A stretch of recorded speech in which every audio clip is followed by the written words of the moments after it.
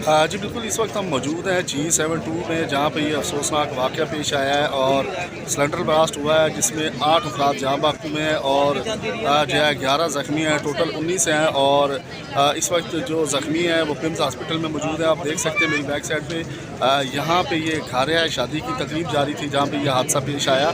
और इस जो धमाके में दूल्हा दुल्हन जो है वो भी जो है वो जाँ बहकुम है, और उसके साथ साथ उनकी वालदा जो हैं वो भी जाँ बहकी है, और उसके साथ जो बाकी 5 हैं दीगर वो उनके अजीज़ वक़ारब वो भी यहाँ पे जो है वो ज़ख्मी हुए हैं। तो अभी थोड़ी देर पहले हमारी जो साबिक़ मिनिस्टर हैं जय सालिक से भी बात हुई है और फिर उनके लवाहिकीन से भी बात हुई है।